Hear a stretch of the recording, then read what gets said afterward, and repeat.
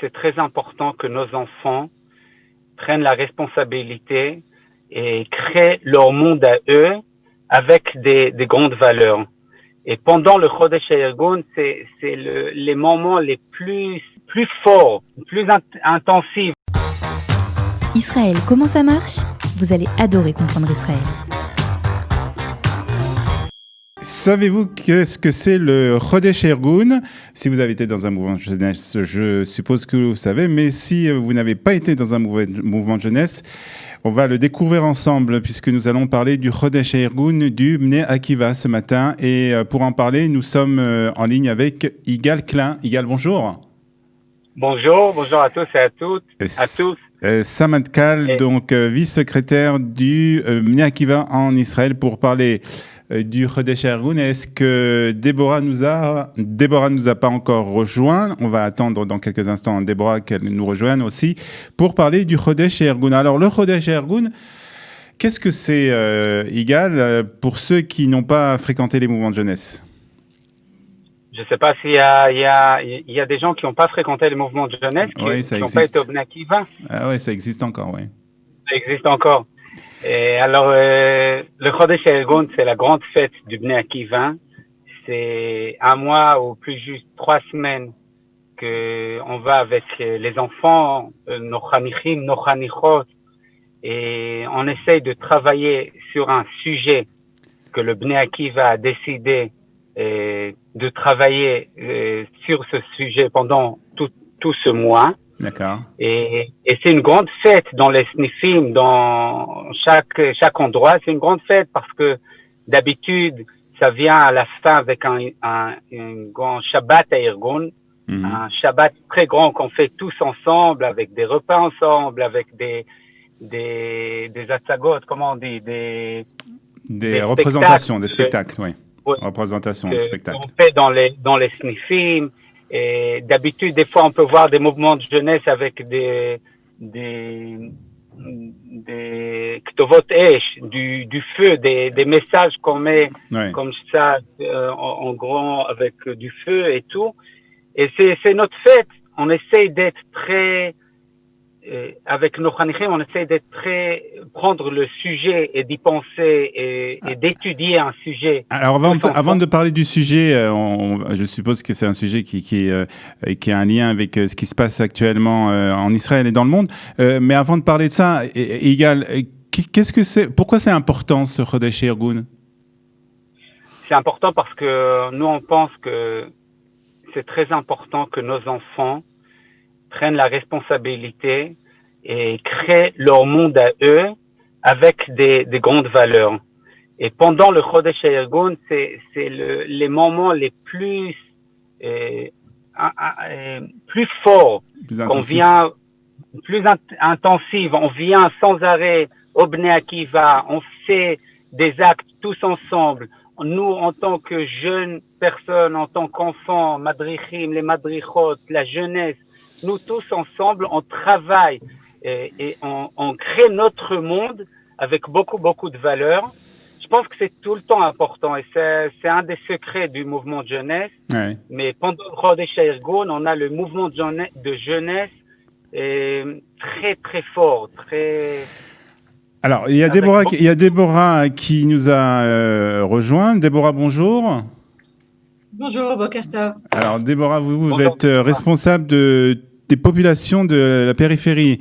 Donc, je suppose que ce sont les snifim qui sont en dehors des grandes villes, c'est ça?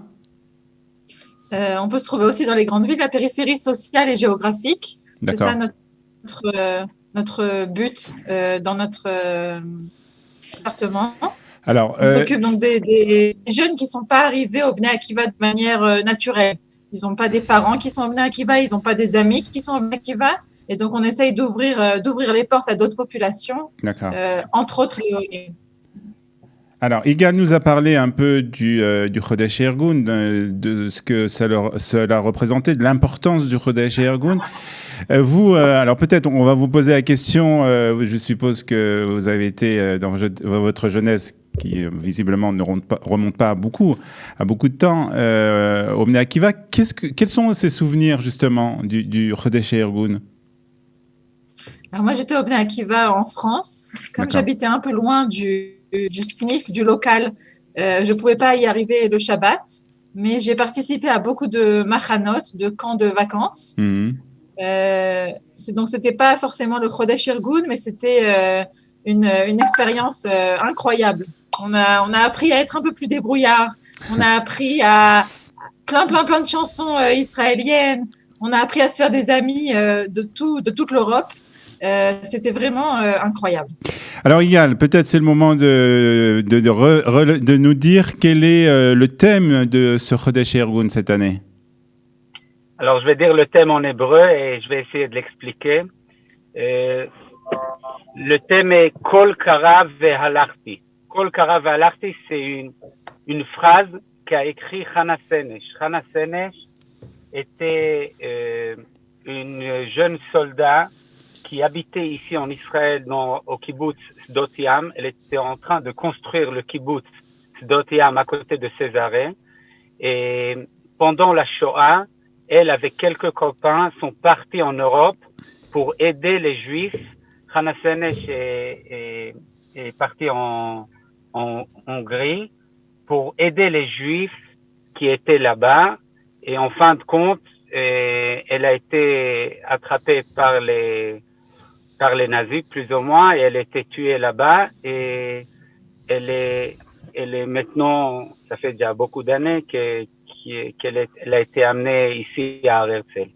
Kol Kara ve'halachti, ça veut dire j'entends les voix, j'entends les messages de la période et je me demande quel devoir je prends qui est un devoir que moi je dois prendre.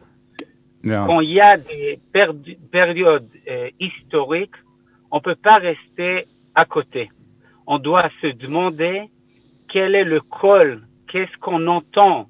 Et on est un mouvement de jeunesse religieux, alors on se demande Kol Hashem Bakoach, quelle est la voix que Akadosh Baruch Hu nous dit dans cette période. Qu'est-ce qu'il veut qu'on fasse plus? Qu'est-ce qu'on doit être? Quel est notre devoir? C'est une prise des responsabilités que vous voulez essayer d'inculquer aux Chanichim, aux enfants du Bnei Akiva. Oui, et on veut que eux ils décident beaucoup quel est le devoir que eux ils prennent sur leur dos, parce que c'est un mouvement de jeunesse, c'est leur devoir, c'est pas le nôtre des adultes. Ouais. Alors, Déborah, on va peut-être parler un peu plus justement de ce Chodesh Irgun pour ces enfants qui sont donc des populations de périphérie sociale ou géographique, donc ces enfants qui n'ont pas toujours l'habitude de cette ambiance Bnei Akiva ou ambiance mouvement de jeunesse. Comment ça se passe pour eux? Est-ce qu'ils rentrent aussi dans le jeu de ce Chodesh Irgun? Alors, le meilleur moment pour intégrer le Bnei Akiva, je pense que c'est le Chodesh Irgun. L'histoire l'a montré. Chaque Chodesh Irgun, on a le plus grand nombre d'enfants qui participent aux activités. C'est le pic de l'année. Et au niveau des activités, c'est vraiment le moment où tout le monde se donne énormément pour que ce soit inoubliable. Donc, c'est vraiment le moment où c'est l'opportunité pour tous les gens qui ne sont pas arrivés au Bnei Akiva de manière naturelle de venir et de participer. C'est un petit effort pour eux, mais c'est un grand gain après pour la suite. Il faut dire aussi c'est un petit effort aussi pour les parents qui doivent donc aussi gérer ce mois où les enfants sont beaucoup au SNIF, passent beaucoup de temps. Il y a aussi beaucoup de choses qui sont organisées même pendant la nuit et puis le Shabbat comme a parlé Igal. Mais voilà, c'est une période où les parents doivent être au courant qu'ils vont pas voir beaucoup leurs enfants pendant tout ce mois. Igal, comment se passe cette année le Chodesh Irgun avec tout ce qui concerne les consignes sanitaires liées au coronavirus? Alors ça, c'est la grande question et on essaye de faire tout ce qu'on peut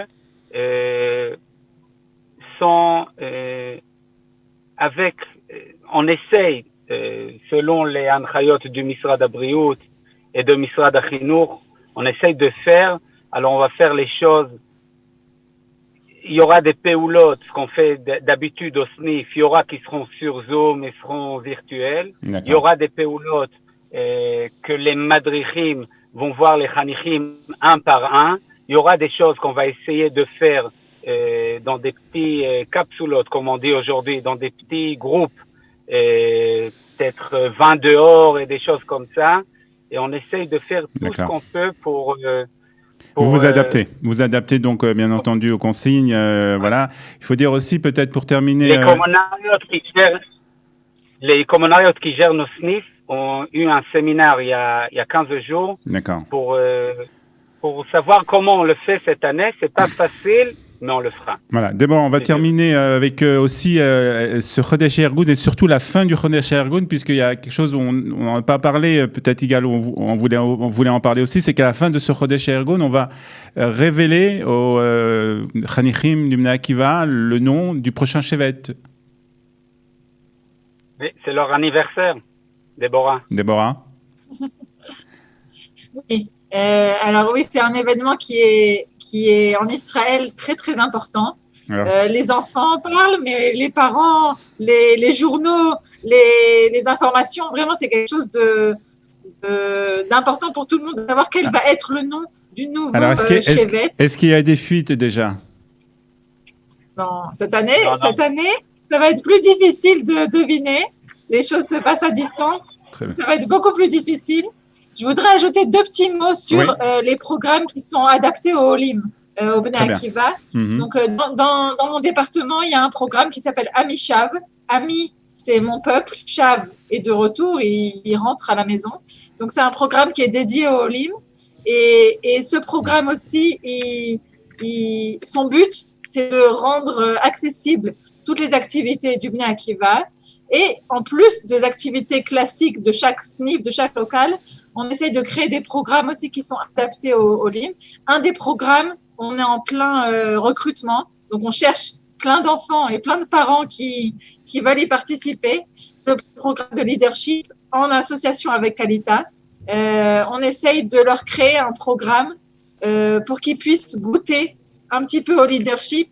Et on est persuadé que dès que les Olim de Kitot, de Tête, Yud est plus grand, dès qu'ils sont capables de goûter ce que c'est le leadership israélien, alors on est persuadé que dans leur vie future, ils pourront être eux aussi de vrais leaders, malgré les idées qu'ils ont, ou dans leur tête, ou dans la tête de la société, que les Olim sont des populations avec beaucoup plus de difficultés. On est persuadé qu'ils peuvent eux-mêmes devenir le leadership israélien. Très bien, merci beaucoup Déborah Segal-Klein de nous avoir parlé du Bnei Akiva et du Chodesh Ergun, et on va vous souhaiter donc un bon Chodesh Ergun, que tout se passe pour le mieux pour vous et pour tous les Chanichim du Bnei Akiva. Merci beaucoup d'avoir été avec nous ce matin sur Studio Kalita. Amen, merci beaucoup et venez au Bnei Akiva, on vous attend tous. Israël, comment ça marche? Vous allez adorer comprendre Israël.